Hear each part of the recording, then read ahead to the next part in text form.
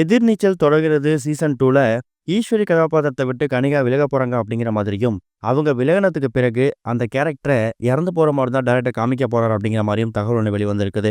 இதுதான் அப்கமிங் எபிசோட்ல ரசிகர்களுக்கு ஒரு மிகப்பெரிய அதிர்ச்சியை ஏற்படுத்த போகுதாம். முதல் சீசனோட வெற்றிக்கு அப்புறமா இப்ப எதிர்நீச்சல் தொடர்கிறது அப்படிங்கிற மாதிரி சீசன் 2வை ஒளிபரப்பு வந்துட்டு இருக்காங்க.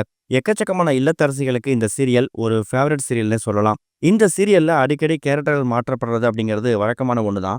ஆரம்பத்துல ஆதி குணசேகரன் கதாபாத்திரம் நடிச்சிருந்த மாரிமுத்து இறந்ததுக்கு பிறகு அதுல வேலராமமூர்த்தி நடிச்சு வந்துட்டு இருக்காரு. சீசன் 1ல இருந்து ஜனனி கதாபாத்திரத்துல விலகின மதுமிதா இப்ப ஐநாறு துணையில பிஸியா இருக்கிறதால அவங்களுக்கு பதிலாக பார்வதி அப்படிங்கிற நடிச்சு வந்துட்டு இருக்காங்க. இப்படி ஏற்கனவே இந்த சீரியல்ல எக்கச்சக்கமான கதாபாத்திரங்கள் அடிக்கடி மாற்றப்பட்டு வந்துட்டு இருக்கு. இப்ப ஈஸ்வரி கதாபாத்திரம் நடிக்கக்கூடிய கனிகா அவங்களும் ஒரு சில தனிப்பட்ட காரணங்களுக்காக இந்த சீரியலை விட்டு விலகுறாங்கங்கிற மாதிரி நியூஸ் சர்க்குலேட் ஆயிட்டு இருக்கு. குறிப்பா அவங்களுக்கு இந்த ஈஸ்வரி கதாபாத்திரத்துல பெருசா முக்கியத்துவம் கொடுக்கப்படுறது இல்லைங்கிற மாதிரியும், இன்னொரு பக்கம் அவங்க ஒரு தொழிலதிபரா வளம் வந்துட்டு இருக்காங்க. அவங்க துபாயில போய் செட்டில் ஆக போறாங்க. அவங்க பிசினஸை கவனிக்கிறதுக்காக நேரம் பத்தலைங்கிற மாதிரியும், அதனாலதான் விலகுறாங்க அப்படிங்கிற மாதிரி எக்கச்சக்கமான செய்திகள் அவங்களோட விலகலை பத்தி பரவிட்டு இருக்கு.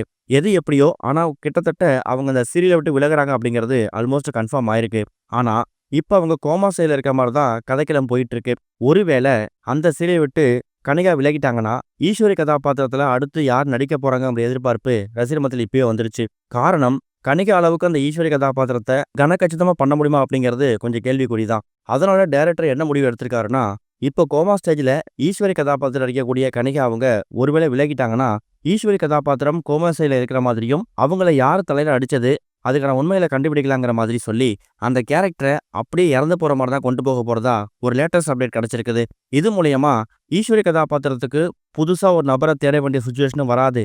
அதே நேரம் அவங்க ஏற்கனவே கோமாசில இருக்கிறதால அப்படியே இறந்து போற மாதிரி காமிச்சா இந்த கதைக்களத்துல எந்த மாற்றமும் வரப்போறது இல்லைங்கிற மாதிரி தான் இப்ப டேரக்டர் முடிவெடுத்திருக்காராம். என்ன பண்ண போறாங்க? ஒருவேளை ஈஸ்வரி கதாபாத்திரத்தை வேற யாருக்காவது கொடுத்து ஈஸ்வரி கதாபாத்திரம் கோமா சேர்ந்து மீண்டு வர மாதிரி இருந்தா நல்லா இருக்குமா?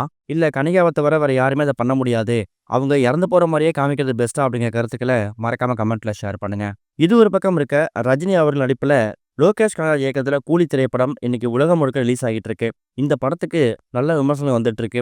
இந்த மாதிரி சுச்சுவேஷன்ல ரஜினிகாந்த் அவர்கள் கூட சேர்ந்து எக்கச்சக்கமான செலிபிரிட்டிஸ் அடிக்கடி போட்டோஸ் எடுத்து அதை அவங்க சோஷியல் மீடியா பக்கத்தில் ஷேர் பண்ணுவாங்க.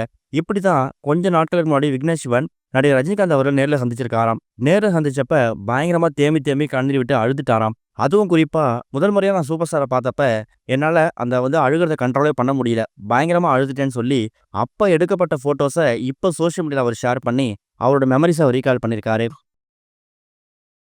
இது வரைக்கும் கனெக்டிங் டிவிக்கு சப்ஸ்கிரைப் பண்ணனா மறக்காம சப்ஸ்கிரைப் பண்ணிக்கங்க. உடனடி அப்டேட்ஸ் பெறுவதற்கு நோட்டிஃபிகேஷன் பெல்லையும் கிளிக் பண்ணிக்கங்க.